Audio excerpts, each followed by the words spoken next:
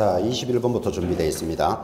지금 거기 아까 수업 시작하면서 제가 그랬습니다. 이 문제를 타 지역에서 정리하니까 최고 점수가 85점 나왔다 그랬고 평균 점수가 52점으로서 1회 모의고사와 비슷합니다. 그렇게 전달했었는데 이제 우리 통계도 나왔습니다. 그래서 우리 우수한 노원의 통계는 이렇습니다. 일단 응시 인원은 답지를 낸 분도 있고 안 낸 분도 계시니까 평균 점수가 58.7, 그러니까 타 지역보다 평균점이 훨씬 높습니다. 다른 지역은 몇 점이라 그랬죠? 52점 좀 나왔다 그랬잖아요. 평균 점수 58.7, 아쉽게 최고 점수는 80점입니다. 다른 지역보다는 한 2개 정도가 더 딱 차이 나네, 그죠? 자, 그래서 오늘 2회 부분에 대해서 최고 점수 80점. 손 한번 들어보시죠. 어느 분인 거? 그렇습니까? 왜 고개를 숙이시는지 모르겠는데 80점, 평균 점수는 58점이었습니다. 그러면 여러분들이 오늘 이 점수에서 50점에서 60점 사이에 계시는 분은 평균 이상을 따라가고 있다 이렇게 보시면 됩니다. 60점 이상인 분은 우수한 학생, 50점 미만 부진한 학생, 그렇게 착하시면 되겠습니다. 나중에 게시하도록 하겠습니다. 참고로 하시고. 자, 21번 갑니다. 중개행위의 종료 사유라고 볼 수 없는 것은, 자, 이것도 이런 문제입니다. 중개행위의 종료다. 물건을 파는 자, 값, 사는 사람, 을 사이에 개공사가 중개를 하는데 하나 사주세요, 팔아주세요가 중개행위잖아요. 중개계약이죠. 자, 이것이 종료, 끝나는 시점이 어딥니까? 지금 이 문제거든, 그죠? 이것이 아닌 것.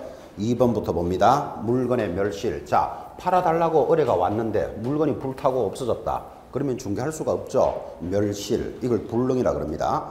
거래계약의 체결. 보세요. 하나 사주세요, 팔아주세요 왔는데 계약이 성립되었다. 그럼 이제 중개계약은 끝났잖아요. 종료.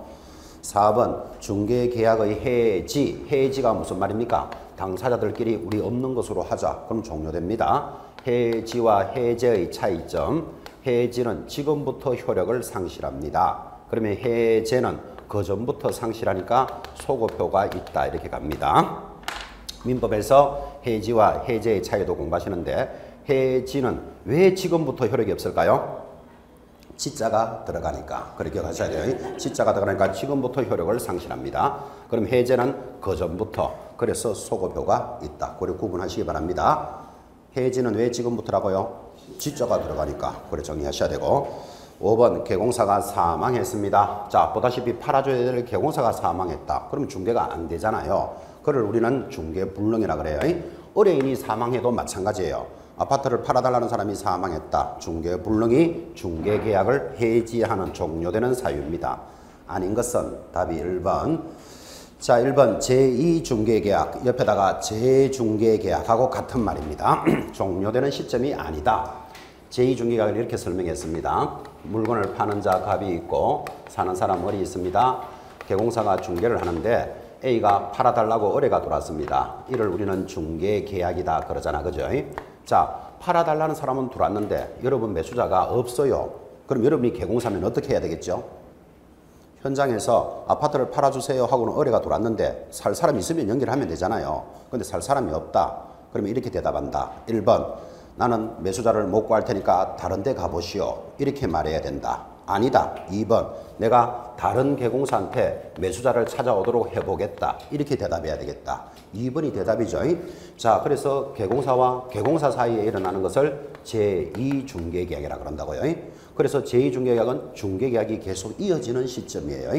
한 번 더. 자, B 보고 매수자를 찾아오라 그랬는데 B도 매수자가 없어. 그럼 이 사람이 잘 아는 C 개공사 보고 야, 네가 매수자를 찾아봐라. 자, 이것을 1중개라면 이거를 2중개, 이걸 뭐라 그런다? 3중개라 그래요. 그래서 중개계약은 계속 이어지는 시점이니까 종료 시점이 아닌 것은 1번이다. 그 말이에요. 22번은 너무나 가볍게 돌았죠. 개공사의 종별에 따른 업무 보정 가입 금액입니다. 잘못 연결된 것은 답이 몇 번? 5번. 자산관리공사. 듣도 보도 못한 말이 나오면 특수법인이에요. 특수법인도 법인이죠. 그러면 얼마? 2억입니다. 그래서 틀린 것은 5번입니다. 나머지는 가볍게 정리되고 거기 가볍지만 하나 옆에 메모해 보시기 바랍니다. 지금 법인은 2억을 가입하고 공인중개사는 1억을 가입하고 이렇게 나오는데 이 2억이나 1억이라는 금액이 1번 최소 설정액이다. 아니다. 2번 최대로 설정해야 될 금액이다. 시험에 이렇게 나오면 답이 몇 번? 지금 법인은 2억 가입해야 된다는 거 아시죠? 공인중개사는 1억 최소 설정 금액입니다. 그러니까 최소라는 말은 못 물어줘도 이 금액만큼은 가입해놓고 영업해라, 그런 뜻이에요. 최소 설정액이다. 이런 것도 체크해 놓으셔야 됩니다. 자, 시간이 바쁘지만 시험용으로서는 답이 5번만 하면 되지만 시험도 중요하지만 사실 여러분 실전에서 더 강해야 되죠. 자, 일단 시험도 합격해야 되지만 합격해서 나가서 영업을 잘해야 되잖아, 사실은. 그죠? 실무적인 이야기도 좀 하고 싶은데 시간은 없지만 그래도 중요하니까 이게 최소 설정액이 1억이고 2억이라는 걸 안다면 앞으로 여러분 이렇게 한번 해보십시오. 실전에 나가시거든. 실전에 나가시면 여기 길이 있으면 중개사무소가 아파트 앞에 여러분 알다시피 다다다닥 붙어 있습니다. 그러면 전부 다 공인중개사는 얼마 가입했다? 1억, 1억 이렇게 가입하고 영업하겠죠. 근데 여러분들은 3억을 가입해 보시기 바랍니다. 3억을 가입하고는 3억만 가입하는 게 중요한 게 아니고 옆에다가 플랜카드를 걸어 놓습니다. 어떻게 모은 재산인데 우리는 3억까지를 보장해 드리겠습니다. 플랜카드를 하나 탁 걸어 놓습니다. 여러분들이 이 경쟁업소들이 있는데 내가 수수료 받지 않고 영업하겠습니다. 이렇게 만약에 영업하게 되면 다른 개공사들한테 민폐 끼치죠. 욕 크게 얻어먹습니다.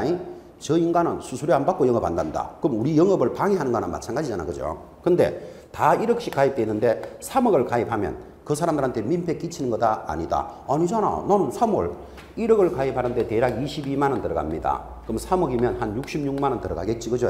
그럼 내가 66만 원 가입하고 영업하는데 다른 영업소들이 있어 요거 더 먹을 일은 없잖아요. 자, 그렇게 해놓고 플랜카드를 걸어 놓으면 여러분이 손님이라도 이 중개사무소가 다다다닥 붙어 있는데 어디로 들어가겠습니까? 어떻게 모은 재산인데 우리는 3억을 보장해 줍니다. 이쪽으로 간다니까요. 고객, 손님 하나만 더 받으면 66만 원 정도는 한 번에 끝난다니까요. 그죠? 그러니까 지금 여러분들은 공인중개사는 1억을 가입하라고 돼 있지만 꼭 1억을 가입할 필요 없다 이 말이에요. 내가 3억 가입한다는데 옆에서 욕할 사람들은 아무도 없잖아요. 그죠? 그래서 손님 하나만 더 받아도 끝나요. 그러니까 실전에서는 이것도 한번 실천을 해보라 이 뜻이에요. 이때 중요한 내용이 뭐다? 3억을 가입하는 게 중요하다? 플랜카드가 중요하다. 플랜카드가 중요해요. 이 플랜카드. 아유, 우리 선생님이 3억이라 하더라. 그런 소리 하지 말고 어떻게 모은 재산인데 우리는 3억까지를 보장해 드리겠습니다. 이거는 옆에 사무소한테 민폐 끼치는 건 아니잖아. 내가 더 가입도 하고 하는데. 그죠? 꼭 한번 실천해 보시기 바랍니다. 이런 거. 그래 길에 가다가 플랜카드에 어떻게 모은 재산인데 이게 보이면 아, 우리 같은 졸업생이구나. 그죠? 커피도 한 잔 더 해도 되고. 그죠? 한 5억 가입하고 영업해도 됩니다. 5억. 그죠? 그러면 여러분이 고객이라도 어느 쪽 사무실로 들어가겠습니까? 그거 한번 고민해 보시기 바랍니다. 그래서 시험하고는 관계없지만 이런 것도 바쁘지만 이야기해 보는 겁니다. 실전을 강해야지 되잖아요. 그죠? 아무리 시험 잘 쳐가지고 합격해서 나가더라도 현장에 나가서 허허불판에 헤매고 있으면 안 돼요. 그죠? 영업도 잘 돼야 되니까. 이 단원에서 중요한 게 뭐라 그랬죠? 어떻게 모은 재산인데 이게 중요한 겁니다. 3억이 중요한 게 아니고 꼭 한번 실천해 보시기 바랍니다. 23번 들어왔습니다. 거래정보사업자의 지정 취소 사유들입니다. 옳지 않는 것 지난번에도 했습니다. 지정이 취소되는 사유 노래 제목이 뭐다? 허운정해일. 일은 1인데 1이 뭐다? 지정받은 날로부터 1년 안에 운영 안 하면 취소하죠. 그래서 틀린 것은 몇 번? 4번이다. 나머지는 다 정리됐습니다. 24번 공인중개사인 개공사 갑의 보조원 을이 단독주택을 매매 중개하면서 을인 쌍방을 대리하였고 이 과정에서 잔금을 횡령하고 도주한 상태입니다. 옳지 못한 것은 참 이야기 많이 합니다. 스토리가 이리 나가죠. 자, 보조원 을이 한 행위는 누가 한 것으로 본다? 개공사 갑이 한 것으로 본다. 근데 보조원이 뭐를 했다? 쌍방 대리를 했다. 쌍방 대리를 하면 3년 징역 2천만 원 벌금이다. 이거는 아십니까? 그러면 개공사에게는 뭐가 부과된다? 2천만 원 이하의 벌금이 부과되는 것. 우리는 이것을 양벌 규정 그러고 그때 잔금을 횡령했으니까 또 손해도 발생했죠. 자, 이 손해가 발생됐으면 보조원을 상대로 청구해도 되고 개공사를 대상으로 청구해도 된다. 맞습니까? 자, 그러니까 옳지 못한 것 답이 5번입니다. 보조원 을은 형사상, 행정상 처벌의 대상이 되나? 맞죠? 민사상 책임은 별도로 부담하지 않으며 하니까 틀렸잖아요. 보조원 자기도 부담해야 되죠. 다만 개공사 갑의 구상권 행사의 대상이 될 수는 있다. 그 말은 맞고, 그죠? 틀린 것은 5번입니다. 자, 나머지는 다 맞는데 특히 거기 여러분들 체크하실 것 1번이 중요하죠. 갑의 등록은 취소될 수 있으나 자격이 취소되지는 않는다. 봐요. 보조원으로 인하여 개공사 갑이 아무리 많이 받아도 뭐를 받는다? 벌금형을 받게 되니까 벌금형은 자격 취소하고는 관계없죠. 자격이 취소되려면 노래 제목이 뭐다? 양대로 부정을 징하게 하면 징역을 받아야 취소되는 거예요. 그래서 금지 행위로서 등록이 취소될 수는 있으나 자격이 취소될 수는 없다. 이런 지문들을 잘 익히셔야 됩니다. 25번 돌아왔습니다. 확인 설명서에 대한 설명입니다. 옳은 것은 답이 3번이죠. 자, 중개 대상물 확인 설명서를 작성 교부함으로써 개공사의 책임 한계를 명확히 할 수 있다. 그래서 확인 설명서를 작성합니다. 답은 3번. 수정합니다. 1번. 중개 대상물 확인 설명서는 반드시 개공사가 작성해야 된다. 반드시 때문에 X. 업무를 수행한 소공사도 작성할 수 있습니다. 2번. 확인 설명서는 원본을 5년간 보존한다. X. 사본을 몇 년 동안? 3년간 보존합니다. 그래서 X. 4번. 소공사도 반드시 확인 설명서에 서명 및 날인하여야 한다. 이것도 반드시 때문에 틀렸죠. 소공사는 업무를 수행했을 때만 서명 날인합니다. 그래서 반드시 때문에 또 X. 5번. 확인 설명서는 권리를 취득할 의뢰인에게만 교부합니까? 쌍방에게 교부해야 됩니까? 쌍방에게 교부합니다. 그래서 옳은 것은 3번. 지문 하나하나에 대한 자기 것으로 잘 소화를 시키셔야 됩니다. 이게 26번 돌았죠. 부동산 거래 신고 사항 중 정정이 가능한 것은, 자 다시 부동산 거래 신고해야 될 게 뭐지요? 인, 개, 지, 모, 종, 면, 실, 조, 중이 신고사항이다. 이렇게 공부했습니다. 확인, 인이 뭐죠? 인, 매수, 매도인의 뭐? 인적 사항 이렇게 갑니다. 개는 계약일자, 소재지, 지번, 지목, 종류, 면적, 실거래 가격, 조건과 기한, 개업공인중개사도 있으면 개업공인중개사도 신고사항이다. 자, 그럼 이렇게 신고를 했어요. 했는데 신고를 해놓고 보니까 잘못되면 뭐를 한다? 정정을 하는 거예요. 자, 그러면 정정을 해주는 것, 안 해주는 것, 지금 이 문제인데 항상 여러분한테 정정할 수 있는 거 다 암기한다는 건 무리입니다. 그런데 크고 중요한 것은 정정해준다, 안 해준다? 절대로 안 해준다고. 자, 그래서 항상 이걸 다 외워서 수업을 하지 말고 여러분이 이거는 중요하다, 안 중요하다를 판단을 한번 해보라고. 그죠? 자, 그러면 정정이 가능한 것 기억합시다. 자, 여러분 대답하세요. 거래 당사자 중요하다, 안 중요하다? 그래, 이거는 정정 안 된다고. 중요하기 때문에. 그죠? 거래 당사자 중요하잖아요. 옆에 X. 자, 거래 당사자의 주소 바꿔줄 수 있다, 없다? 바꿔줍니다. 상계동 17번지로 신고를 해놨는데 집에 가서 보니까 상계동 27로 돼 있는 거라. 그럼 주소를 17로 고쳐주는데 뭐 문제 있다, 없다? 없어요. 요거 되는 거예요. 동그라미. 계약일자 중요하다, 안 중요하다? 아주 중요합니다. 계약일로부터 60일 내로 신고 안 하면 500만 원 과태료예요. 근데 계약일자를 1월 1일로 신고해놓고는 과태료 나올 때쯤 돼가니까 아니다, 3월 15일로 바꿔주세요. 이렇게 정정될 것 같으면 과태료 낼 놈이 한 놈도 없어져요. 계약일자 중요합니다. 정정 안 됩니다. 개공사 사무소 소재지 중요하다, 안 중요하다? 안 중요하잖아요. 이런 건 정정해줘도 문제 안 되잖아요. 정정됩니다. 거래금액 정정할까요, 안 할까요? 절대로 못 해줍니다. 여기 실조중, 실거래가를 보려고 지금 이런 제도가 있는데 5억으로 사고 팔았다고 신고해놓고는 아니다, 4억 5천으로 정정해주세요. 신고 받을 필요가 없다고 그러면. 그죠? 중요합니다. 당사자들의 주민등록번호 중요하다, 안 중요하다? 중요하지. 이걸 정정해버리면 사람이 확 달라지는데 지금. 그죠? 마찬가지 계약금, 중도금, 잔금 지급일도 중요해요. 이거. 그죠? 자, 그래서 정정이 가능한 것은 니언, 리얼. 답은 두 개예요. 자, 두 개가 중요한 게 아니고 중요하다, 안 중요하다를 자꾸 스스로 한번 깨쳐보시기 바랍니다. 그렇게 수정을 해갑니다. 27번 돌아왔습니다. 중개법령상 중개보수에 관한 설명으로서 옳지 않는 것은 답이 3번이죠. 상가 임대차를 중개하면서 중개보수와 별도로 영업권 양도 행위에 대한 대가, 이거를 뭐라 그런다? 권리금 그래요. 권리금에 대한 사례금을 받을 수 없다는 것이 최근의 판례이다. X. 권리금에 대해서 사례는 받을 수 있다. 자, 이런 말 하잖아요. 여러분, 권리금은 수수료 계산한다 하지 않는다? 권리금은 수수료 계산하지 않는다. 그죠? 근데 사례로 받을 수는 있다 없다? 있다. 이거 중요하게 기억해 놓으셔야 돼요. 여러분, 그 수수료 계산할 때 권리금을 계산하지 않는다가 개공사한테는 유리할까요? 불리할까요? 이거 감각을 좀 살려보라고 이야기하는데, 뭐 유리 불리는 우리끼리 이야기지만 권리금은 계산 안 해주는 게 훨씬 유리합니다. 그 대신에 권리금을 계산하지 않고 사례를 받는 게 더 좋아요. 이게 이 권리금을 수수료 계산하지 않는다라는 말은 이렇게 이야기하는 거예요. 어떤 상가를 보증금 4천만 원에 예를 들어서 월세는 100만 원으로 하고 권리금은 5천만 원을 주고받기로 하였다. 수수료 계산하시오. 이래 나오잖아. 그죠? 자, 그때는 권리금은 수수료 계산한다 안 한다? 안 한다 그랬잖아요. 그러면 보증금 4천 더하기 월세 얼마? 100만 원 곱하기 무조건 100 하는 거예요. 그럼 1억이죠. 1억 4천으로 계산을 하는데 권리금을 빼고 1억 4천으로 계산하는데 그 표를 보시면 알지만 1억 4천이면 대략 한 0.4% 이래 돼요. 그럼 예를 들어서 0.4라면 4, 4, 16, 4, 1은 4, 56만 원이잖아요. 둘 다 받으면 얼마다? 110만 원쯤 되잖아요. 그러면 110만 원 이거를 현장에 나가면 과감하게 포기하고 내가 권리금을 5천 받아줬죠. 그것에 대해서 10% 500만 원을 수수료로 합시다. 이런 경우가 훨씬 많아요.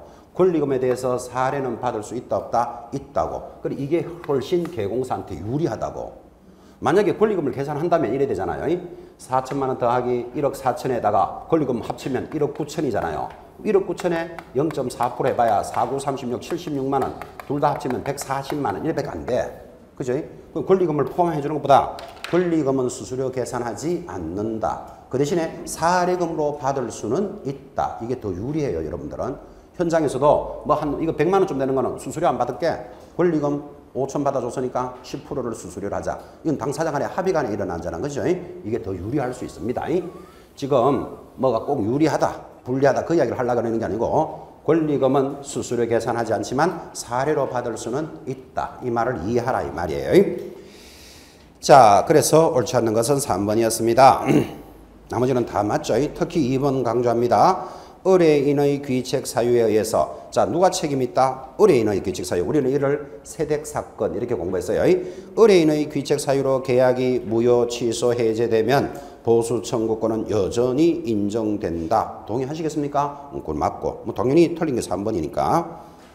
4번도 법인이 행한 공매 물건에 대한 취득의 알선 행위는 중개 보수의 규정이 적용되지 않으므로, 그러니까 법인이 할 수 있는 14조 업무는 별도의 상담료 개념이라 그랬잖아. 그죠? 그러므로 당사자 간의 합의로 정할 수 있고 따라서 법정 한도도 별도로는 없다. 수수료를 적용하지 않는다. 그런 취지. 또한 5번 중개 보수와 실비는 별도로 받을 수 있다. 맞습니다. 그죠? 개공사가 받을 수 있는 게 중개 보수와 실비입니다. 28번 돌았습니다. 이 법이 정하고 있는 지도 감독 기관의 조사 검사 목적에 대해서 설명하는데 가장 거리가 먼 것은, 자, 이것부터 한번 물어봅시다. 모든 업종에는 지도 감독이라는 과정이 있습니다. 지도 감독. 자, 이렇게 모든 업종 그랬죠. 식당을 하더라도 구청 위생과에서 감독한다. 학원이나 학교는 누가 감독한다? 교육청에서 감독한다. 이 정도 이형은 아시죠? 자, 그러면 개공사를 지도 감독하는 사람은 누구? 첫째, 국토장관, 시도지사, 등록관청, 분사무소를 관할하는 시장, 군수, 구청장이 감독할 수 있다. 이런 수업을 여러분 공부했습니다. 자, 이런 사람들이 감독을 할 때는 감독 사유가 있다니까요. 감독 사유 어떻게 공부했다? 거행한다. 이렇게 기억하라 그랬습니다. 감독을 하는 사유가 뭐다? 거행한다. 아, 감독은 거행하는구나. 그죠? 그가 뭐죠? 거래 동향을 파악할 때 감독할 수 있다. 행은 뭐지요? 행정처분상 감독할 수 있는데 행정처분만 나오면 저절로 나오는 말이 정지나 취소할 때 감독을 갈 수 있다고. 자, 그래서 지금 28번 거리가 먼 것은 이런 기억해야 되죠. 3번 보시면 거래정보사업자의 위법 행위를 확인해서 지정을 취소할 때 감독할 수 있다. 이런 사유가 없어요. 답은 3번이에요. 자, 그럼 1번부터 투기 등 거래 동향을 파악할 때 감독할 수 있다 그랬죠. 여기 거래 동향 감독할 수 있습니다. 2번 협회에 대한 조사, 검사 목적으로 감독할 수도 있다. 국토장관은 협회를 감독할 수 있습니다. 맞고. 이제 4번, 5번은 똑같은 놈을 찢어서 만드는 거예요. 이 법 위법 행위를 확인하여 공인중개사의 자격 취소, 자격 정지. 그걸 한마디로 뭐라 그런다? 행정 처분할 때 감독할 수 있다. 마찬가지 5번 개공사에 대한 등록 취소, 업무 정지. 이거를 묶어서 뭐라 부른다? 행정 처분을 할 때 감독할 수 있다. 이 조문을 찢어서 두 개로 만들어 놓은 거예요. 자, 다시 정리하면 감독을 할 수 있는 사유는 뭐다? 거행할 때 감독한다. 그런데 취소나 정지가 들어가더라도 지정 취소는 감독 사유가 아니구나. 되겠습니까? 그거 하나를 익혀 놓으셔야 됩니다. 29번 들어갑니다. 인장 등록에 관한 설명입니다. 옳지 않는 것은. 자, 답이 몇 번일까요? 5번입니다. 개공사가 거래계약서에 인장을 날인하면서 등록한 인장을 사용하지 아니하면 거짓 기재로 보고 개공사의 등록을 취소할 수 있다. X입니다. 인장 등록 위반은 뭐다? 6월 이하의 업무 정지예요. 6월 이하의 업무 정지. 자, 그래서 옳지 않는 것 5번. 자, 나머지는 맞나요? 갑시다. 1번. 인장은 모든 개공사가 등록해야 한다. 맞습니까? 당근. 매수신청 대리인인 개공사가 대리 행위를 위해서 별도로 인장을 등록할 필요는 없다. 맞다. 왜 그렇습니까? 중개업을 할 때 인장 등록했잖아요. 그러니까 경매업무 할 때는 별도로 등록할 필요는 없다.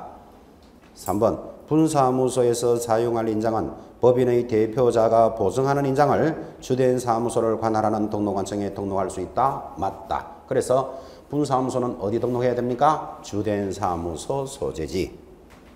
4번. 소공사는 법인인 개공사에 소속이 되든 개인인 개공사에 소속이 되든 소공사도 뭐한다? 인장 등록의 의무는 있다. 맞다. 그래서 옳지 않는 것 5번이었습니다. 30번도 이야기 참 많이 했죠. 행정처분인 업무 정지에 대해서 설명합니다. 틀리는 것은 답이 4번입니다. 개공사가 업무 정지를 받으면 등록의 효력이 소멸되므로 그 기간 중에 중개 업무를 하게 되면 무등록 중개업으로 처벌을 받게 된다. X죠. 한번 보십시오. A 개공사가 중개 업무를 하다가 업무 정지를 받았답니다. 뭐 1월 1일에서 뭐 4월 30일까지. 자, 그럼 업무 정지를 받으면 이 기간 동안에는 중개업을 못한다. 이런 사유잖아요. 업무 정지니까. 그런데 업무 정지 중에 뻐적뻐적 업무를 했다. 그러면 이것이 절대적으로 취소되는 사유지 업무 정지 중인 자가 영업을 했다고 무등록업자가 되는 것은 아니잖아요. 이거죠. 자, 그래서 틀린 것은 4번입니다. 자, 맞나요? 1번. 업무 정지라는 행정처분에 앞서 청문을 실시할 필요는 없다. 맞다. 청문은 언제 합니까? 취소하기 전에 합니다. 개공사에 대한 업무 정지는 법인의 사원 또는 임원이 아닌 고용인에게는 영향을 미치지 않는다. 그렇습니다. 업무 정지는 누가 받습니까? 중개보조원, 소공사가 업무 정지라는 말이 있다 없다? 없어요. 그죠? X. 3번. 업무 정지 처분의 세부적인 기준으로는 1개월, 3개월, 6개월이 규정되어 있다. 얼마나 많이 했습니다. 자, 업무 정지는 6월 이하의 업무 정지인데 그 기준이 6개월짜리가 몇 개 있고 4개 있고 나머지는 싸그리 3개월짜리다. 그리고 애교스럽게 1개월짜리도 하나 있다. 그래서 기준은 3가지고 여러분 기준이 6개월짜리 4개는 무조건 시험 칠 때까지 암기하고 가셔야 됩니다. 이렇게 수업을 했습니다. 자, 그래서 3번도 맞고 5번 업무 정지 기간 중에 있는 개공사는 중개업의 폐업을 할 수는 있으나 기간 중에 재등록할 수는 없다. 맞잖아요. 봐요. A가 1월 1일부터 4월 30일까지 업무 정지를 탁 받으니까 나 열받아서 폐업하겠다. 폐업된다 안 된다? 폐업하는 건 자유죠. 폐업을 딱 해놓고는 다른 데 가서 등록하는 거 된다 안 된다? 안 된다. 지금 이 말이잖아요. 지극히 당연한 질문이에요. 자, 그래서 틀린 것은 4번이었습니다. 31번 또 나왔습니다. 자, 일반 중개계약과 관련된 설명인데 옳지 못한 것은 오늘 지금 몇 번째 하고 있는데 보세요. 중개계약이라는 게 뭐다? 의뢰인과 개공사 사이에 일어나는 게 중개계약이잖아요. 이게 보편적인 게 일반적인 중개계약이라면 우리는 전속 중개계약이라는 것도 있다. 이제 이렇게 공부했고, 자, 지금 이것에 대해서 묻고 있는데 옳지 못한 것 답이 5번이죠. 당해 업무를 수행한 소공사가 서명 및 날인하도록 서식화되어 있다 하면 X예요. 봐요. 중개계약은 누구하고 누구 사이에 일어나는 겁니까? 개공사와 의뢰인 사이에 일어나지 여기는 소공사라는 말이 있다 없다? 없어요. 소공사가 업무를 수행한 경우에는 이거는 거래계약서나 확인설명서에서 돌아다니는 말이지 중개계약은 이 두 사람 간에 일어나는 거잖아 지금. 그렇죠? 뭐 이런 개념을 익히셔야 돼요. 그래서 옳지 못한 것 5번입니다. 자, 그럼 나머지는 맞나요? 1번. 현행 공인중개사 법령상 명문으로 인정하는 중개계약이다. 여러분, 우리 법에 중개계약에 대해서 법으로 되어 있는 건 뭐밖에 없다? 일반 중개계약, 전속 중개계약 두 개밖에 없어요. 이거 말고도 공동 중개계약, 순가 중개계약, 뭐 또 독점 중개계약 이런 것들이 있지만 법으로 명문화되어 있는 건 두 개예요. 5.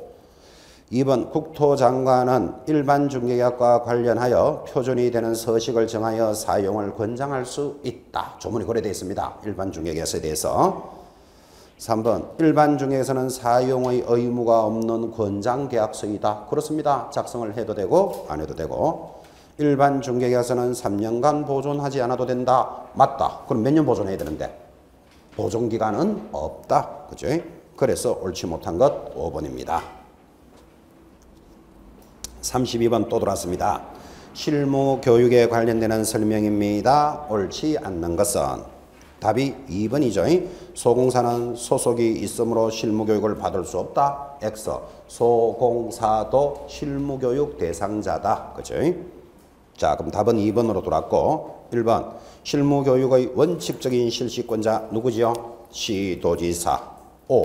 3번 법인인 개공사의 경우 사원 또는 임원 전원이 실무교육 대상자이며 이때 공인중개사 자격이 없는 사원 임원도 실무교육 대상자입니다. 그래서 법인의 모든 사원 임원은 실무교육 대상자고 3번 법인의 분사무소에 있어서는 책임자인 공인중개사는 실무교육을 받아야 한다. 그렇습니다. 분사무소 책임자 실무교육 대상자고 5번도 마찬가지 개공사의 종별을 변경함에 있어서는 어떠한 경우라도 실무교육을 다시 이수할 필요는 없다. 맞다. 그죠? 자, 지금 이렇게 설명을 해왔습니다. 이것도 수업했던 거기 때문에 기억을 되새겨 봅니다. 자, 이거부터 물어봅시다. 실무교육 대상자 4사람 아주 중요합니다. 대답하세요. 첫째 누구? 실무교육 받아야 될 사람. 등록을 신청하는 자 실무교육 받아야 됩니다. 두 번째 지금 나왔죠? 법인의 모든 사원 임원. 세 번째 분사무소 책임자 실무교육 대상자입니다. 우리말로 하면 지점장 실무교육 대상자입니다. 네 번째가 중요하잖아요. 누구? 소공사도 실무교육 대상으로 돌았습니다. 자, 그래서 실무교육을 받아야 될 사람 4사람 중요합니다. 그 다음 거기 5번 지문에 종별을 변경하여 종별이라는 말이 나왔잖아요. 그러면 여러분한테 종별만 나오면 개공사의 종별이 무슨 종류가 있다? 법인인 개공사, 공인중개사인 개공사, 부칙 6조를 종별이라고 부른다니까요. 자, 그런데 지금 이런 종별이 변경이 되면 이랬잖아요. 자, 그럼 대답해봐요. 이 종별이 법인이 바뀌는 방법이 변경되는 방법이 뭐밖에 없어요? 공인중개사가 되는 게 종류가 바뀌잖아요. 그러니까 서울 중개주식회사를 하던 자가 이제 주식회사를 떼고 서울 공인중개사가 되겠다. 이 종류가 변경된다고요. 공인중개사가 바뀌는 방법은 뭐예요? 법인이 되는 거예요. 그러니까 노원 공인중개사를 하던 자가 영업이 잘 됐던 모양이죠. 노원 중개주식회사로 가고 싶은 거예요. 법인이 되는 거예요. 이 공인중개사가 부칙유저가 될 일은 없잖아 지금. 그죠? 부칙유저가 바뀔 수 있는 방법은 자격증을 땄는 모양이네. 공인중개사가 되잖아요. 이렇게. 자, 그러면 종별이 변경이 되면 이 사람들은 영업을 하던 자들이 했잖아요. 그러니까 등록증을 가지고 있으니까 그 등록증은 어떻게 하고 반납을 하고 반드시 신규로 신청해야 된다. 이게 원칙이라고. 그러니까 서울 중개주식회사를 하던 자가 간판에 주식회사 싹 떼내고 서울 공인중개사 이렇게 하면 안 된다 이 말이에요. 가지고 있던 등록증은 어떻게 하고? 반납을 하고 새로 신청해야 돼. 이게 원칙인데 항상 강조했던 것, 이 부칙육주가 대망의 공인유서를 땄습니다. 근데 이 사람은 지금 그 자리에서 30년 영업하던 사람이에요. 그래서 이 사람이 동일 구역 안에서 이렇게 종별이 바뀌면 등록증을 재교부받고 영업할 수 있다. 신규 신청하는 게 편하다. 재교부받는 게 편하다. 재교부받는 게 편하잖아. 그죠? 그래서 요 스토리가 시험에 잘 나온다고요. 동일 구역을 벗어나면 어차피 신규 신청해야 돼. 그래서 노원에서 부칙육조가 자격증을 따가지고 나 이제 강남 가서 할 거야. 공인중개사로서. 그러면 어떻게 해야 된다? 가지고 있던 등록증은 반납하고 새로 신청해야 되는 거예요. 자, 다시 보다시피 이렇게 종별이 변경되면 이 사람들은 다 실무교육을 받고 중개업을 하던 고참들이잖아요. 그럼 별도로 실무교육 받을 필요 있다 없다? 없어. 종별이 변경되면 실무교육은 받을 필요는 없다. 그 5번 지문이 그렇다 이 말이지. 그죠? 기존적으로 중개업을 하던 자들이잖아. 그죠? 이 개념을 잘 익히셔야 됩니다. 33번 들어왔습니다. 이 법 위반에 따른 행정형벌에 관한 것으로서 틀리는 것은 답이 4번이죠. 자, 부동산 거래 신고를 거짓으로 하게 되면 형벌에 처해진다. X. 부동산 거래 신고 거짓 신고는 뭐죠? 취득세 3배 과태료의 취득세 3배. 신고를 안 하면 500만 원짜리 과태료고 거짓 신고는 취득세 3배 과태료입니다. 자, 나머지는 다 맞나요? 1번. 행정형벌을 선고받으면 또 형벌로 왔잖아요. 형벌이 나오면 뭐가 생각난다? 징역이나 벌금을 선고받으면 항상 개공사 등이 될 수 없는 결격사유에 해당하나 자격시험에 응시는 가능하다. 그죠? 결격사유라도. 2번. 법인의 중개보조원이 중개 업무에 관하여 형벌에 처할 수 있는 위반 행위를 할 때는 그를 고용한 법인인 개공사에 대해서도 해당 조에 규정한 벌금형을 과할 수 있다. 우리는 이것을 뭐라 그런다? 양벌규정 그럽니다. 3번. 소공사가 형벌 중 징역형을 선고받으면 자격이 취소됩니다. 그렇죠. 양대부정징 하면 자격 날아가죠. 고용한 개공사의 자격이 취소되지는 않는다. 그러니까 고용한 개공사는 아무리 많이 받아도 뭐를 받는다? 벌금을 받잖아요. 아까도 했던 지문이죠. 5번. 개공사가 의뢰인과 직접 거래를 하면 얼마짜리? 3년에 2천. 그죠? 그래서 틀린 것은 4번이었습니다. 34번 들어갑니다. 개공사가 부동산 거래 신고를 하는 경우에 반드시 신고할 사항이 아닌 것은 이런 문제 조심하셔야 돼요. 지금 34번에서 부동산 거래 신고를 누가 한다고요? 개공사가 한다 그랬잖아 지금. 그죠? 자, 그러면 이거잖아요. 부동산 거래 신고해야 될 것이 인계, 지지목, 종면, 실조 중. 자, 이것이 신고사항입니다. 이것이 신고사항인데 이 중에서 개공사가 반드시 신고를 안 해도 되는 것 하면 답이 뭐밖에 없다? 답이 조건과 기한이에요. 조건과 기한은 있으면 하고 없으면 안 해도 되잖아. 조건은. 그죠? 그런데 개공사에 관한 사항은 들어가야 된다 안 들어가야 된다? 들어가야 되죠. 그러니까 답이 4번이에요. 자, 그럼 여기서 이제 여러분이 하나 배우는 게 있어요. 좀 부드럽게 공부하셔야 돼. 자, 다시 묻습니다. 부동산 거래 신고해야 될 사항이 뭐다? 인계, 지지목, 종면, 실조 중이 신고사항이라고 공부했어요. 자, 여기서 반드시 신고하지 않아도 되는 것 하면 답이 뭐다? 1번 개공사에 관한 사항이에요. 개공사는 있으면 적고 당사자들이 직접 할 때는 개공사 적을 필요 있다 없다? 없잖아. 이게 첫 번째 답이 돼요. 자, 두 번째. 개공사가 신고를 할 때는 개공사는 반드시 들어가야 되잖아요. 그러면 답이 될 수 있는 게 뭐밖에 없다? 조건과 기한이에요. 이 정도의 부드러움은 가져가야 돼요. 나머지 것들은 전부 다 신고 다 해야 되지 안 하면 안 되는 것들이에요. 개념을 딱 잡으셔야 돼요. 자, 다시 묻습니다. 시험에 이렇게 나옵니다. 부동산 거래 신고사항이 이거잖아요. 인계, 지지목, 종면, 실조 중에서 반드시 신고하지 않아도 되는 것 하면 답이 뭐다? 개공사예요. 개공사. 그런데 지금과 같이 개공사가 신고를 할 때는 반드시 안 해도 되는 것 하면 답이 뭐밖에 없다? 조건과 기한밖에 없어. 되겠죠? 그 개념을 익히셔야 됩니다. 자, 그래서 34번의 답은 4번이었습니다. 35번 들어옵니다. 농지 거래를 중개합니다. 바르지 못한 것은? 이건 답이 가벼웠죠? 3번. 주말 체험 영농을 하고자 농지를 취득하는 경우에는 취득 면적에 제한은 받지만, 자, 면적은 얼마죠? 1000제곱미터의 제한은 받지만 농취증은 발급받지 않아도 된다. 맞다. 그죠? X. 농지증 있어야 된다, 없어야 된다? 있어야 되죠. 그래서 틀린 게 3번입니다. 자, 나머지는 다 맞습니다. 특히 여러분한테 많이 강조했지만 1번 농지 전용 협의를 완료한 토지는 농지증이 없어도 취득할 수 있으나 전용 허가나 신고를 한 자는 농지증이 있어야 한다. 그대로 기억하시고 동그라미 2번 경매에 의해서 농지를 멸수하는 경우는 물론 판결에 의해서도 농지를 취득할 때도 농지증은 있어야 합니다. 아주 중요한 지문입니다. 맞고 4번 지목이 임야인 토지로서 여러분 28지목 안에 임야가 있습니까? 있습니다. 임야인 토지로서 형질을 변경하지 아니하고 그 토지 성질을 바꾸지 않았단 말이죠. 다년생 식물의 재배에 이용되는 토지는 경작기간에 관계없이 농지로는 볼 수 없다. 맞잖아. 뭘로 본다? 임야로 본다. 이 말이잖아요. 형질을 변경하지 않고 이래 들었습니다. 5번 중요합니다. 도시지역 내에서 자 도시지역 줄 다 꺼놓고 도시지역만 나오면 여러분이 알아야 될 게 뭡니까? 주, 상, 공, 녹을 기억해야 돼.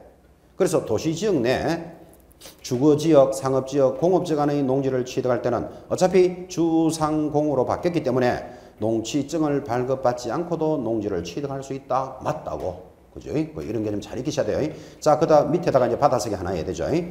도시지역 하면 뭐다? 주, 상, 공, 녹인데 그 밑에 받아쓰기 하기를 녹지지역은 농지증 동그라미 이렇게 적어놔야 된다고. 녹지지역은 농지증 동그라미. 무슨 소리인지 아시겠습니까? 그러면 도시지역 중에서도 주상공은 없어도 되지만 녹지지역은 있어야 된다 이 말이에요. 자, 녹지지역 동그라미 했습니까? 그리고 또 점 찍고 더 받아쓰기 더 해야 돼. 개발행위 허가가 있으면 X. 끝. 끝은 안 적어도 됩니다. 자, 그러면 지금 적으시면서 느낌 왔습니까? 자, 다시 주목합니다. 도시지역 하면 뭐가 생각나야 된다? 주상공 녹이 기억나야 돼. 자, 이 중에서 주상공은 농지증 없어도 된다. 어차피 주거지역, 상업지역, 공업지역이 될 거니까. 근데 녹지지역은 있어야 한다. 그런데 개발행위 허가가 정리되어 있다면 없어도 된다. 그 뒤편에 문제가 또 따라 붙습니다. 따라 붙으니까 그렇게 받아쓰기 했고. 자, 지금 그 4번에 임야가 나왔기 때문에 임야가 또 지목에서 시험에 잘 나옵니다. 여러분들. 지적법에서도 잘 나오고. 임야는 어떤 땅을 임야라 그러지요? 임야. 지적법 배우셨잖아요. 임야 탁 들어오면 수림지, 중림지. 좀 기억납니까? 중림지, 자갈땅, 자갈밭, 자갈땅, 모래땅, 모래땅, 모래땅, 또 황무지, 황무지, 또 섭지 이런 것들을 뭐라 그런다? 임야다. 그래, 임야. 자, 좀 들어봐요. 수림지가 나무가 많은 곳이겠죠. 수림지, 중림지, 대나무가 많은 곳. 그 다음 자갈밭, 뭐 모래땅, 황무지, 섭지를 임야라고 지목을 줍니다. 자, 이 정도 기억하셨다면 그 다음 물어봅니다. 여러분 해운대 가보셨나요? 해운대 가면 백사장 있죠? 해운대 백사장은 지목이 뭘까요? 그렇지, 임야잖아. 그런 걸 찾아낼 줄 알아야 된다고. 시험 지문에서 해운대 백사장 하면 그게 임야입니다. 임야. 그 다음 한강 하구에 가면 백사장 있겠죠? 한강에도. 한강 백사장은 지목이 뭘까요? 아, 그건 하천입니다. 주지목 추종을 합니다. 그걸 이게 해운대 백사장은 임야지만 한강 하구에 있는 백사장 하면 그건 하천입니다. 주지목 추종. 그리고 모래땅이라도 다 다르잖아요. 그걸 주의하시라고요. 우리나라에는 없는데 아프리카에 가면 아라비아 사막 이런 거 있죠. 아라비아 사막은 지목이 뭘까요? 답은 모른다예요. 그 나라 가봐야 알아요. 우리나라가 아니잖아. 그죠? 여러분 지적법의 첫 페이지가 뭡니까? 지적법의 첫 페이지는 국가의 주권이 미치는 지역에 한해서만 지적을 관리한다고. 이해하시겠죠? 그래서 아라비아 사막은 뭔데? 모른다. 그죠? 이거 우리나라 것이 아니기 때문에 그 나라 가봐야 돼요. 지목은 조심해야 될 게 많아요. 아파트 안에 들어가면 도로가 쫙 들어와 있죠. 아파트 안에 아스팔트 돼 있잖아요. 아파트 구역 내에 있는 도로는 지목이 뭘까요? 그거는 대. 그죠? 자, 그 다음 주차장도 여러분 길가에 가다 보면 길가에 하얀 줄 끊어놓고 주차비도 받고 하는 노상 주차장이 있죠. 노상 주차장은 지목이 뭐다? 그거는 도로예요. 주 지목을 따라간다. 이런 말들을 잘 기억해 보셔야 돼요. 자, 그렇게 해서 지목도 한번 체크해 보셨고 36번 갑니다. 자, 농지 중에서 원칙적으로 농지증이 필요한 경우는 자, 1번 도시지역 중에서 주거지역은 없어도 된다 그랬죠. 주, 상, 공, 녹은 없어도 된다고 공부했어요. 지금 복습. 주말 체험용 농을 위해서 취득하는 1000제곱미터 미만의 농지 있어야 되지요. 동그라미 답이고 상속농지 농지증 없어도 됩니다. 이런 말입니다. 시골에 농사 짓던 아버지가 사시다가 돌아가셨어요. 그럼 도시에 있는 아들한테 그 농지를 상속하는데 농지증 없으면 네 상속 못 받는다. 그러면 그 문제가 커진다니까. 그죠? 상속농지 없어도 됩니다. 4번 방금 전에 받아서 했던 거잖아요. 도시지역 중에서도 녹지지역은 있어야 되는데 개발행위 허가가 있다면 없어도 된다. 이런 거 잘 봐야 돼요. 5번 시효에 의한 취득농지. 그 시효 취득 같은 것들도 농지증이 있어야 될 필요는 없죠. 법률의 규정에 의해서 만들어지기 때문에 답은 2번. 37번 돌았습니다. 계약서 작성에 있어서 유의할 사항입니다. 옳은 것은 답이 4번이죠. 자, 여러분한테 물어봅니다. 합유인 재산은 지분 있다 없다? 지분 있다. 그죠? 근데 지분을 처분할 때는 동의받고 처분해야 된다. 전체물을 처분할 때도 전체 동의죠. 그러니까 합유재산 봐요. 4번. 지분인지 전체물인지 말은 없지만 합유재산인 매매계약을 체결할 때는 합유자 전원의 동의 여부를 확인해야 됩니다. 지분이든 전체물이든. 옳은 것은 4번. 자, 틀린 거 1번. 미성년자와 거래를 할 때는 반드시 그의 법정 대리인과 거래계약을 체결해야 된다. 틀렸잖아요. 미성년자하고 거래를 하고 친권자의 뭐를 받아야 된다? 동의를 받아야 돼. 그죠? 2번. 등기부상의 소유자와 실제 소유자가 다르다면 누구하고 해야 됩니까? 실제 소유자와 계약해야 됩니다. 그래서 또 X. 3번. 거래계약서는 서면에 의해서 작성되어야 하고 반드시 공법상 이용제한이 기재되어야 한다. 또 X다. 그죠? 여러분 거래계약서에 토지거래 허가지역이다 이런 거 들어갈 일이 없죠. 공법상 제한사항은 어디서 들어가야 되겠습니까? 확인설명서에 들어가야 돼요. 확인설명서에. 5번. 건물의 경우에는 하자담보 책임에 관해서 거래계약서에 명시하지 않으면 절대적으로 하자담보를 물을 수 없기 때문에 반드시 계약서에 명시해야 한다. X다. 기재하지 않아도 져야 된다. 책임지는 것을 뭐라 그러죠? 법정 책임이라 그랬고 여러분한테 이거는 암기하라 그랬어요. 자, 물건에 대해서 잘못된 것을 하자담보라 그래요. 우리 민법은 물건에 대한 하자담보 책임을 누구에게 요구한다? 매도인에게 요구한다고. 매도인이 물건을 파는 사람이죠. 그럼 매도인의 하자담보 책임은 암기해야 돼요. 1번 법정 책임이며 2번 무과실 책임이고 3번 그러나 강행규정은 아니다. 이를 임의규정이다. 그죠? 이 세 마디는 암기해야 된다 그랬어요.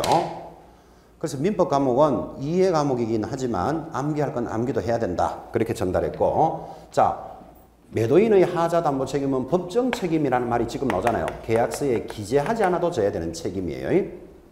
이거를 여러분한테 설명할 때는 이렇게 설명했어요. 여러분이 아파트를 새 아파트라고 샀어요. 자, 새 아파트라고 사서 들어가서 일주일 되니까 비가 왔어. 비가 오니까 베란다가 새가지고 물이 막 줄줄줄 새요.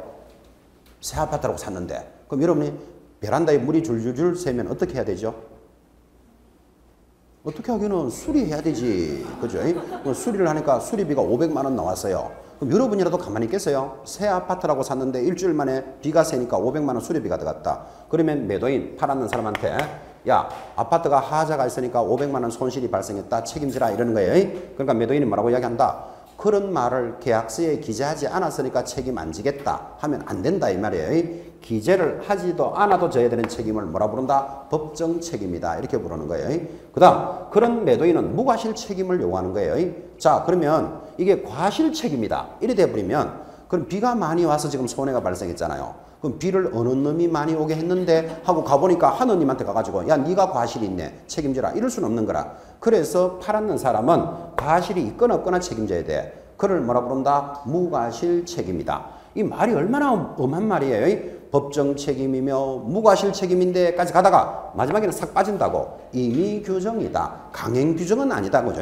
이게 무슨 말인가 하면 특약으로 배제할 수는 있다. 담보 책임은 이 뜻이에요. 특약으로 배제한다는 말은 이렇게 설명했잖아요. 아파트를 사고 팔았는 지 10년이 됐어요. 10년이 됐는데 매수자가 10년 만에 와가지고 야 보일러가 고장났으니까 책임지라. 무슨 놈의 책임을 그 10년이 지나는 것도 책임져야 되겠어요. 그래서 특약에다가 보일러나 가스는 1년이 지나면 책임을 묻지 않기로 하자라고 자기들끼리 뭐 할 수도 있다. 특약으로 정할 수 있고 특약으로 정하니까 강행 규정은 아니다. 임의 규정이다. 이래 되는 거예요. 세 마디 암기해놔야 돼요. 매도인의 하자 담보 책임은 법정 책임이며 무과실 책임이고 그리고 강행 규정은 아니다. 이걸 알고 있는 사람은 5번이 틀렸다는 걸 찾아내야 된다고. 계약서에 명시하여야 한다. X. 명시하지 않아도 지는 책임입니다. 38번 돌아왔습니다. 경매 절차가 바르게 나열된 것은 답은 3번 찍어 놓으시고 3번대로 그렇게 한번 적어 보시기 바랍니다. 절차도 가끔씩은 한 번씩 시험에 물었습니다. 그런데 뭐 크게 절차는 설명할 필요는 없죠. 3번이니까 3번대로 쭉 한번 적어 보시는 게 공부하는 연습입니다. 39번 갑니다. 상가임대차에 대해서 옳은 것은 답이 5번이죠. 상가임대차 보호법의 적용 대상은 제일 중요한 말이죠. 사업자 등록이 되는 영업용 건물이어야 돼. 그러니까 교회, 동창회, 종친회 등 사무실은 적용 대상이 아니다. 사업자 등록을 해야 된다. 그죠? 여러분 동대문 시장 가면 그죠? 동대문 시장 안에 상가연합회 이런 사무실이 있어요. 동대문 상가 상인들이 모여있는 사무실 있겠죠. 상가임대차가 적용된다 안 된다? 안 돼. 사업자 등록을 해야 된다니까. 그죠? 그래서 답은 5번. 자, 틀린 거 수정. 1번. 등기가 없어도 대항력을 갖추는 시기는 점유와 사업자 등록이 완료된 다음 날부터 X죠. 자, 상가입수도 대항력은 뭡니까? 건물을 인도받고 사업자 등록을 신청한 다음 날이지 완료된 날이 아니잖아요. 2번 우선 변제 확정일자죠. 받기 위해서는 등기소나 공적인 사무소에서 확정일자를 부여한다. X. 상가는 어디서 받을까요? 세무서. 3번 상가 임대차 기간은 언제나 1년 이상으로 하여야 한다. X. 임차인은 1년 미만이 유효함을 주장할 수도 있다. 틀렸고 4번 임대인의 갱신요구권 행사에 임차인은 법정된 사유를 제외하고는 응해야 한다. X. 여러분 갱신요구권 나 더 있고 싶다를 임차인이 요구합니까? 임대인이 요구합니까? 그래 임차인이 요구해야 되지. 임대인의 갱신요구권 행사에 이래 들어가잖아 지금. 그죠? 뭐를 틀리게 만드는지 이해하시겠죠? 그래서 4번도 틀렸어요. 그래서 답은 5번입니다. 40번 주택임대차입니다. 틀리는 것은 아주 가볍게 돌았죠. 자 40번 주임법에 틀리는 거 몇 번? 5번이죠. 임차인이 전입신고일 현재 해당 지역의 소액보증금에 해당되면 항상 일정 부분은 최우선 변제를 받을 수 있다. X. 전입신고일 현재가 아니고 선순위가 담보되어 있는 날짜를 따진다고 얼마나 연습했습니까? 지금 서울에서는 최우선이 얼마지요? 9,500일 때 3,200이 지금 되지만 선순위가 담보되어 있던 날짜를 따라서 최우선 변제를 적용해야 된다. 그죠? 그래서 틀린 것은 5번. 그럼 나머지는 맞나요? 1번. 다가구 주택. 자, 다가구는 단독이다, 공동이다. 집에 침대가 3개 있어. 가구가 3개 있어도 단독주택이라 그랬잖아요. 다가구는 단독주택이니까 지번까지만 기재하여도 보호받을 수 있고 2번 계약서의 확정일자를 부여받는 것은 임대차 금액의 다수에 관계없으며 임대인의 동의를 필요하지도 않는다. 3번 임차주택이 무허가 건물이거나 미등기 주택이거나 건축물 대장상 면적에 관계없이 사실상 주거용이면 항상 주임법은 적용된다. 4번 마찬가지. 법인을 임차인으로 하고 소속 직원이 점유와 전입신고를 했다면 보호되지 않는다. 법인은 보호받지 못한다 그랬어요. 그런데 외국인은 된다 안 된다? 된다고. 그 4번이 맞다고요. 그 4번의 밑으로 쭉 뽑아가지고 법인은 안 되는데 되는 법인은 예외가 3가지 있죠. 꼭 항상 그런 것도 짚으셔야 돼요. 자 일단 법인은 무조건 안 돼. 주택임대차는 안 되는데 예외 3가지 누구지요? 한국토지주택공사, 그걸 LH공사라 그럽니다. 그 다음 지방공사, 중소기업은 법인이라도 주임법을 적용해준다. 3개 정도만 체크하시면 됩니다. 대단히 고생하셨습니다. 채점 한번 해보시기 바랍니다. 채점에서 수험번호라는 데가 항상 점수 적어놓고 자기가 자극받아야 된다 그랬습니다. 만약에 점수가 27점이다. 그러면 쪽팔리면 암호로 적어도 된다 그랬습니다. 72 이래 딱 적어놓고 그죠? 그래서 수험번호란에 반드시 점수 적어놓고 자극받으시고 우리 동영 모의고사의 가장 큰 특징이 뭡니까? 앞으로 틀리는 문제는 2번 안 틀린다. 그죠? 여기 체크를 하시면 되겠습니다. 고생하셨습니다. 다음 주에 뵙겠습니다. 수고했습니다.